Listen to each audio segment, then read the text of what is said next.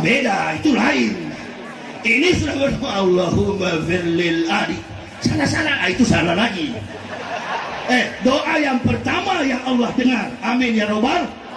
Saya mendoakan Haji Sauti, saya mendoakan Ibu Hajar, itu yang pertama didengar. Lalu ada yang protes, Ustaz, pengurus masjid yang utama. Sudah, yang pertama yang kena, yang nyantol itu doa yang pertama.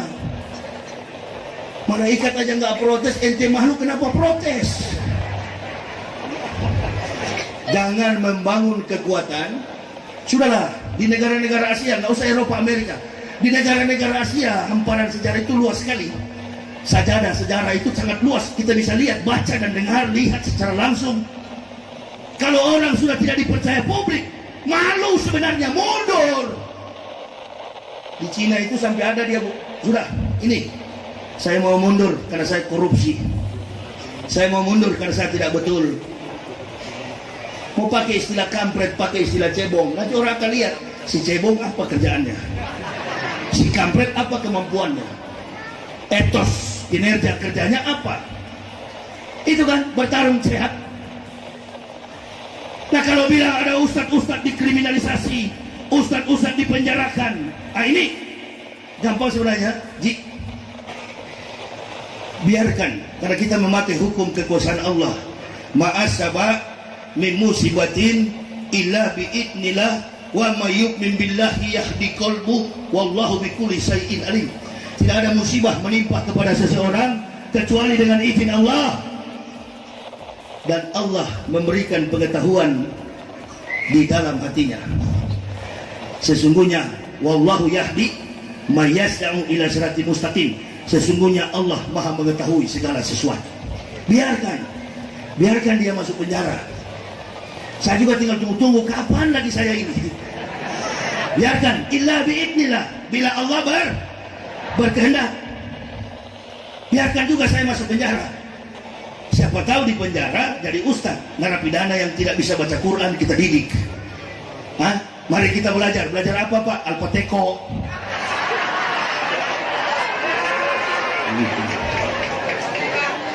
Apa dek? Apa saya ulang? Salah saya tadi. Al-Fateko. Apa? Al-Fatihah. Oh. Berarti dia tidak pakai kaf ya? Tidak ada kaf. Aduh, saya seperti ini loh, mu'alaf yang baru belajar. Aduh, malu deh.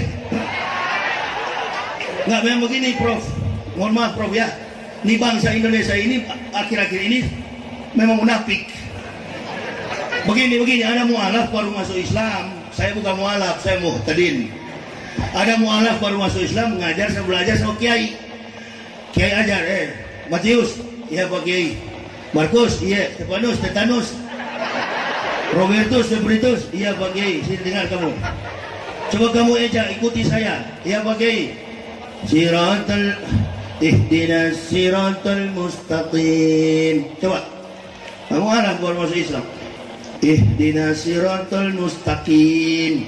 Kiai bilang bukan kaf, nak. Qaf. Coba ulang. Ihdinas siratal mustaqim. Ihdinas siratal mustaqim. Ambil rotan dia hajar di kepala. Begitu aja kepala. Aduh Kiai sakit. Nah itu bisa.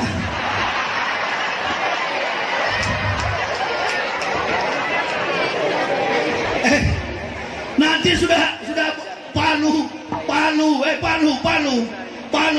musibah, NTB, Banten, Makassar kemarin banjir, baru pula bersatu. Satu pikul bendera, mana-mana contoh ini Pura-pura hadir di tengah umat, satu pikul bendera Golkar, satu pikul bendera PDI, satu pikul bendera PKS, satu pikul bendera PKB, satu pikul Gerindra, satu berapa partai dia pikul baru bersatu karena sudah hancur, sudah benjol. Mau kita begitu? Mau? Jangan ya Allah, jangan ya Allah, jangan orang kafir menyaksikan tontonan menarik ini, baik di ruang televisi publik secara nasional maupun dalam dialog dakwah. Mereka ketawa dari presenter Karni Ilyas Narasumbernya Tengku Zulkarnain, Mokhtar Ngabulin, Tawar, Abu Jongos, Haikal Hasan. Terus di tengah-tengah ada yang pakai kopiah, namanya Agus. Nah itu katanya, lapor Pak, apa? Ini ada 41 masjid terpapar radikal. Dari mana disertasi hipotesis itu? Saya dapat Pak dari laporan agama-agama lain yang mengeluh innalillahi. Muna. Bu, saya waktu masuk, Bu Aja, baru masuk Islam tahun 2006. Saya tahu di Indonesia ini cuma 2 golongan, mus dan kaf. Mus adalah muslim, kaf adalah kaf. Tapi Bu akhir-akhir ini sudah ada satu, Bu Aja, kelompok munafik. Apakah di Al-Quran ada Ustaz? Ada. Diapakan mereka munafik itu dan kafir? Kata Allah kepada Nabi Muhammad, ya ayyuhan nabiyyu jahidil kufara wal munafikin wahlus alaihim wa ma mahum jahannam wa bi'sal masir. Wahai Nabi, wahai Muhammad, perangilah orang-orang kafir, kufar, wal munafikin, dan orang-orang munafik. Siapa orang-orang munafik itu? Yang tadinya ludah, dia jilat lagi. Saya masih ingat ya waktu Pak Maruf masih kiai tahun 2016. Saya masih ingat. Iya, beliau katakan mengucap selamat Natal itu haram. Haram artinya berdosa. Saya ceramah di Pekanbaru, saya bilang enggak berdosa. Karena menurut Profesor Dr. Abineno, seorang teolog filsuf terkemuka di Kristen, mengatakan kami tidak tahu secara persis, dan waktu saya pendeta juga nggak tahu Bu, tanggal, bulan, dan tahun berapakah Yesus dilahirkan. Jika Yesus itu dianggap Nabi Isa. Saat penelitian di Israel, saya lihat 3 agama besar di sana, Yudaisme, Kristen, dan Islam. Tempat sembahyang Yahudi itu namanya Bet Tefila, bukan sinagoge. Tempat sekolah Yahudi itu, rumah sekolah, rumah pendidikan Yahudi disebut dengan Bet Hamidras. Kalau kita madras, dia Hamidras. Dia midras, kita madras. Tempat Dewan Parlemen Yahudi namanya Bet Knesset. Sistem parlemen Yahudi sama dengan demokrasi Amerika. Lalu saya lihat orang Yahudi sembahyang.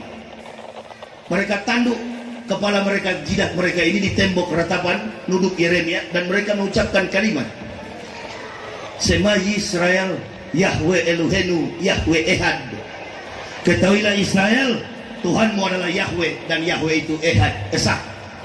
Siapa yang ajar kalimat itu? Waktu Nabi Isa datang di tengah-tengah Bani Israel. Apa kedatangan Nabi Isa? Injil yang dibawa untuk menyampaikan akan datang Ahmad bin Abdullah dalam Quran surah As-Saff 61 ayat yang ke-6. Jadi Nabi Isa dilahirkan di tengah komunitas di Bethlehem, Nazaret. Dia lahir pada tanggal tahun 6 sebelum Masehi. 25 Desember adalah hari kelahiran anak dewa matahari. Tidak ada seorang pendeta yang tahu tanggal, bulan, dan tahun berapa secara persis Yesus dilahirkan. Nah, kalau kita tidak tahu bukan haram. Kata kita orang Islam mengucapkan selamat Natal berarti bukan haram. Sama-sama goblok dengan kafir itu. 2018 muncul lagi, selamat hari Natal. Tadi ente bilang haram.